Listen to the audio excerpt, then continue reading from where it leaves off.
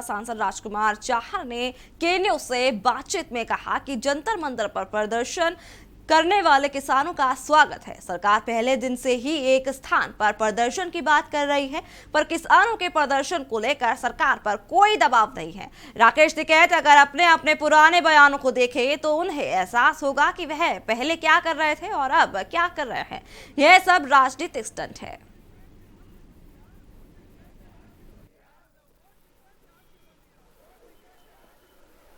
कृषि बिल को लेकर लगातार आंदोलन कर रहे किसान आज दिल्ली के जंतर मंतर पर धरना प्रदर्शन करेंगे।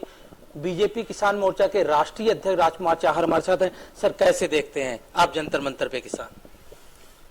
देखिए, जब ये आंदोलन प्रारंभ किया था जो पंजाब से चला, तो उस समय भी ये कहा था कि सीमित संख्या में आप लोग बैठ सकते हैं, लेकिन शुरू से ही राजनीतिक रूप से जिस प्रकार इस आंदोलन ने गति पकड़ी और तो वो लोग तैयार नहीं थे।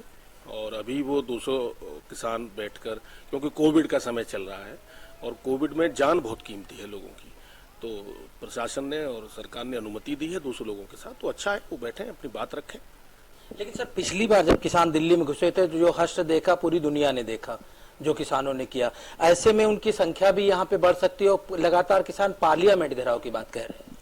देखिए, पार्लियामेंट को घेराव करने की बात कहना ये उचित नहीं है। पिछली बार आपको याद होगा कि एक अनुमति उनको दी गई थी और उन्होंने लाल किले पर गए और लाल किले पर जिस प्रकार का एक दृश्य देखने को मिला और पूरी दुनिया में भारत की बड़ी नकारात्मक चर्चा हुई, और उसके लिए किसान संगठन के प्रतिनिधि वो जिम्मेदार हैं जो ऐसे लोगों को लेके आए, तो जिससे मंशा उनकी क्लियर होती है कि आखिर उनका आंदोलन जो है किसान आंदोलन की आड़ में कुछ और तो नहीं है। तो मेरा मानना यह है कि जंतर मंतर पर बैठने का सबको अधिकार है प्रजातंत्र में, और सरकार ने दिया भी है। सर, कृषि बिल को लेके क्या लगता है आगे कोई चर्चा हो सकती है, कोई बात हो सकती है? क्योंकि कृषि मंत्री स्पष्ट कर चुके हैं पुरानी मांगे जस की तरह जो डेडलॉक था वो वैसे ही बना हुआ है। और ऐसे में राकेश टिकैत ने कहा है कि 15 अगस्त का जो स्वतंत्रता दिवस का कार्यक्रम होगा उसके लिए भी तैयारी है हमारी कि हम आगे अपने आंदोलन को बढ़ाएं। देखिए, राकेश टिकैत साहब को मैं एक राय देना चाहता हूँ। उनके पिताजी महात्मा महेंद्र सिंह टिकैत, जिन्होंने बड़ी ईमानदारी से किसानों के हक और अधिकार की लड़ाई लड़ी, जब ये 3 कृषि विधेयक आए थे तो राकेश टिकैत जी देश के कृषि मंत्री नरेंद्र तोमर जी के यहाँ गए थे और उनको धन्यवाद देके आए थे और ये कहा था कि आज मेरे पिता महात्मा महेंद्र सिंह टिकैत जी की आत्मा को शांति मिली होगी, क्योंकि सरकार ने, माननीय मोदी जी ने जो किसानों के हित के लिए बिल दिया है, जो किसान को स्वतंत्रता दी है, जो किसान को आज़ादी दी है, जो किसान की आय को बढ़ाने में एक बड़ा कदम उठाया है, तो वो धन्यवाद देके आए थे। फिर पता नहीं क्या कारण हुए जिसके कारण वो विरोध करना शुरू कर दिए।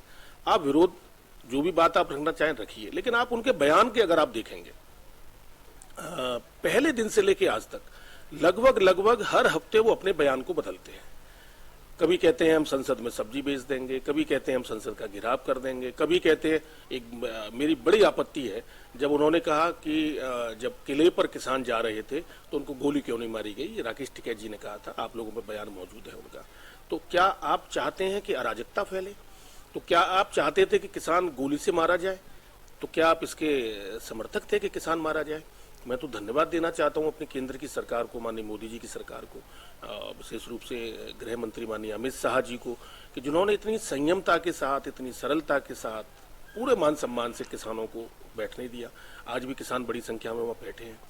तो ये मोदी सरकार का एक रूप है, चेहरा है कि जिन्होंने किसान के आंदोलन को किस तरह से संयमित ढंग से चलने दिया।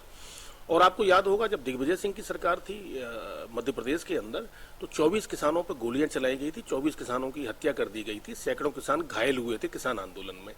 तो इतना बड़ा अंतर कांग्रेस पार्टी की सोच और भारतीय जनता पार्टी के अंदर है।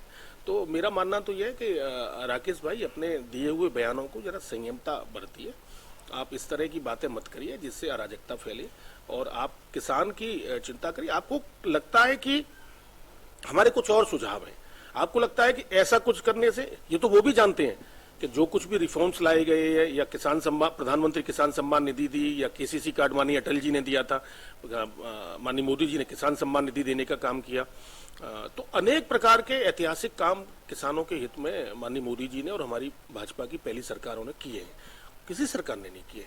तो ये खुद जानते हैं। लेकिन कोई सुझाव है आपके, आप उसको आइए टेबल पे बात करिए।